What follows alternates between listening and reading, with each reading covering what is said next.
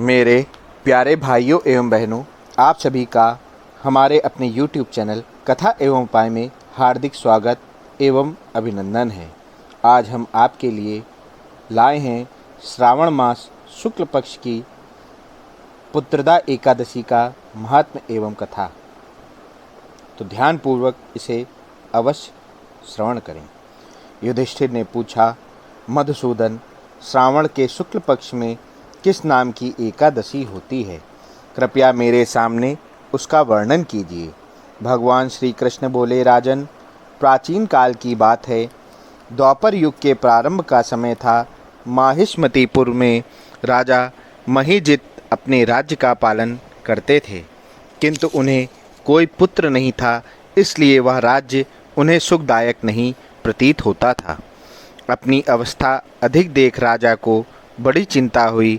उन्होंने प्रजावर्ग में बैठकर इस प्रकार कहा, प्रजाजनों, इस जन्म में मुझसे कोई पातक नहीं हुआ। मैंने अपने खजाने में अन्याय से कमाया हुआ धन नहीं जमा किया है। ब्राह्मणों और देवताओं का भी धन मैंने कभी नहीं लिया है। प्रजा का पुत्रवत पालन किया है। धर्म से पृथ्वी पर अधिकार जमाया तथा दुष्टों को वे बंधु और पुत्रों के समान ही क्यों न रहे हों दंड दिया है। शिष्ट पुरुषों का सदा सम्मान किया और किसी को द्वेष का पात्र नहीं समझा।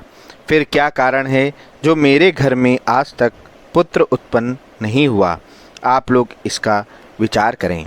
राजा के ये वचन सुनकर प्रजा और पुरोहितों के साथ ब्राह्मणों ने उनके हित का विचार करके गहन वन में प्रवेश किया। राजा का कल्याण चाहने वाले वे सभी लोग इधर उधर घूमकर ऋषि सेवित आश्रमों की तलाश करने लगे। इतने में ही उन्हें मुनिश्रेष्ठ लोमश का दर्शन हुआ। लोमश जी धर्म के तत्वज्ञ, संपूर्ण शास्त्रों के विशिष्ट विद्वान, दीर्घ आयु और महात्मा हैं। उनका शरीर लोम से भरा हुआ है।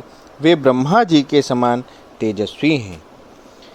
एक एक कल्प बीतने पर उनके शरीर का एक एक लोम विशीर्ण होता टूट कर गिरता है, इसलिए उनका नाम लोमश हुआ है। वे महामुनि तीनों कालों की बातें जानते हैं। उन्हें देखकर सब लोगों को बड़ा हर्ष हुआ। उन्हें निकट आया देख लोमश जी ने पूछा, तुम सब लोग किस लिए यहाँ आए हो? अपने आगमन का कारण बताओ। तुम लोगों के लिए जो हितकर कार्य होगा उसे मैं अवश्य करूँगा। प्रजाओं ने कहा, ब्राह्मण, इस समय महीजित नाम वाले जो राजा हैं उन्हें कोई पुत्र नहीं है। हम लोग उन्हीं की प्रजा हैं जिनका उन्होंने पुत्र की भांति पालन किया है। उन्हें पुत्रहीन देख उनके दुख से दुखित हो हम तपस्या करने का दृढ़ निश्चय करके यहाँ आए हैं। द्विजोत्तम, राजा के भाग्य से इस समय हमें आपका दर्शन मिल गया। महापुरुषों के दर्शन से ही मनुष्यों के सब कार्य सिद्ध हो जाते हैं। मुने, अब हमें उस उपाय का उपदेश कीजिए जिससे राजा को पुत्र की प्राप्ति हो। उनकी बात सुनकर महर्षि लोमश 2 घड़ी तक ध्यान मग्न हो गए। तत्पश्चात राजा के प्राचीन जन्म का वृत्तांत जानकर उन्होंने कहा, प्रजावृंद सुनो। राजा महीजित पूर्व जन्म में मनुष्यों को चूसने वाला धनहीन वैश्य था। वह वैश्य गांव-गांव घूमकर व्यापार किया करता था। एक दिन जेठ के शुक्ल पक्ष में 10वीं तिथि को जब दोपहर का सूर्य तप रहा था, वह गांव की सीमा में एक जलाशय पर पहुंचा। पानी से भरी हुई बावली देखकर वैश्य ने वहां जल पीने का विचार किया। इतने में ही वहां बछड़े के साथ एक गौ माता भी आ पहुंची। वह प्यास से व्याकुल और ताप से पीड़ित थी, अतः बावली में जाकर जल पीने लगी। वैश्य पानी पीती गाय को हाँक कर दूर हटा दिया और स्वयं पानी पिया।